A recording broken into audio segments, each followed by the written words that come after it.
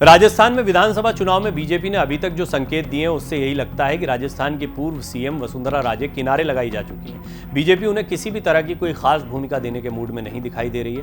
दोनों चुनाव समितियों में उनका और उनके समर्थकों का न होना, पीएम मोदी के स्टेज पर बार बार भाव न मिलना आदि यही इशारा करते हैं। दूसरी ओर वसुंधरा को जो लोग नजदीक से जानते हैं उनका कहना है कि वो चुपचाप बैठकर तमाशा देखने वालों में से नहीं है। समर्थकों के दबाव के चलते बीजेपी आलाकमान से अपने अपमान का बदला लेने के लिए वो कुछ भी कर सकती हैं। वो नया दल बना सकती हैं, पार्टी में रहते हुए भी बहुत कुछ कर सकती हैं। बीजेपी का नुकसान करने के लिए वो पार्टी में रहते हुए चुनाव की घोषणा होने के बाद राजस्थान के दौरे पर निकल सकती हैं। अगर वो ऐसा कुछ नहीं भी करती हैं तो वो भी बीजेपी को बहुत नुकसान हो सकता है।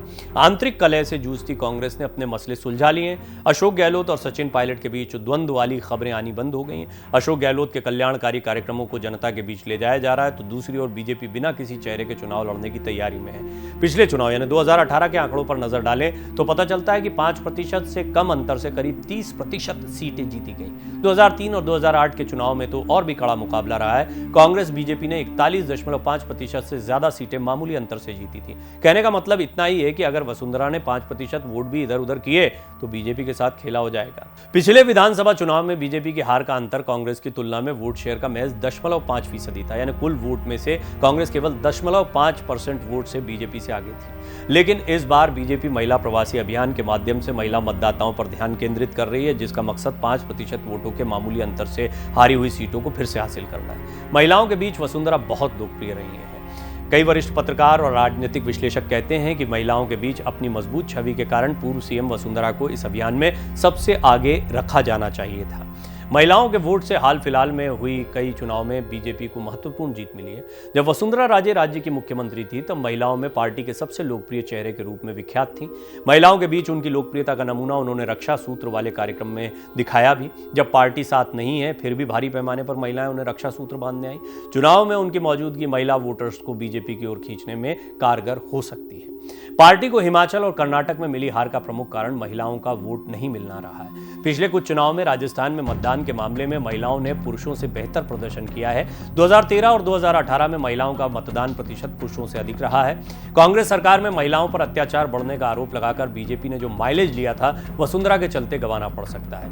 वसुंधरा अपने को क्षत्राणी की बेटी, जाटों की बहू, गुर्जरों की समधन कहकर राज्य में राजनीतिक रूप से महत्वपूर्ण तीनों जातियों को साधती रही है। वसुंधरा के बेटे की शादी गुर्जर समुदाय में हुई है। इसके साथ ही राजस्थान के गुर्जरों के वोट बीजेपी के परंपरागत रूप से मिलते रहे हैं। चूंकि गुर्जरों के कट्टर प्रतिस्पर्धी मीणाओं के वोट कांग्रेस को जाते रहे इसलिए गुर्जर बीजेपी को सपोर्ट करते रहे। लेकिन सचिन पायलट गुर्जरों के बहुत बड़े नेता हैं, इस बात को ध्यान रखना चाहिए। सचिन पायलट की स्थिति बिल्कुल अलग है। सचिन पायलट को जिस तरीके से आगे रखा गया उससे बहुत स्पष्ट दिखाई पड़ता है कि कांग्रेस इस बार गुर्जर वोटों को लेकर कितनी फोकस्ड है।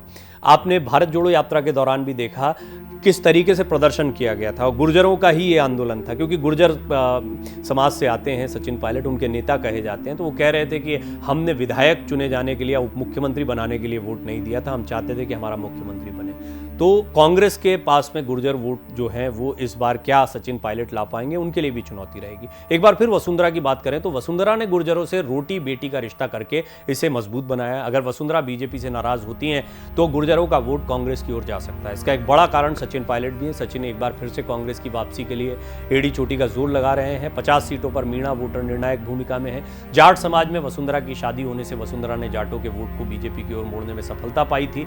जाट पहले कांग्रेस को वोट देते रहे हैं। वो जागीरदारी व्यवस्था को खत्म करने और उन्हें भूमि अधिकार देने के लिए कांग्रेस पार्टी का एहसान मानते रहे। जाट समाज के राजनीतिक जागरूकता का नतीजा है कि प्रदेश में हर चुनाव में 10 से 15% विधायक जाट चुने जाते हैं। 2013 के चुनाव में 31 जाट विधायक चुने गए। करीब 50 से 60 विधानसभा सीटों पर जाट वोटर्स असर डालते हैं। अटल बिहारी वाजपेयी सरकार द्वारा 1999 में शिक्षा और नौकरियों में आरक्षण के लिए उन्हें अन्य पिछड़ा वर्ग ओबीसी करना पड़ा और 1998 में मुख्यमंत्री के रूप में परसराम मदेरणा की जगह अशोक गहलोत को चुनने का कांग्रेस का निर्णय और फिर बाद में वसुंधरा की ताजपोशी ने जाटों को बीजेपी का बना दिया।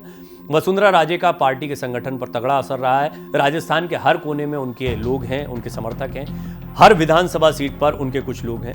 बीजेपी से इतर कई बार रैलियां कर या यात्राएं सफलतापूर्वक निकालकर उन्होंने इसका सबूत दिया है।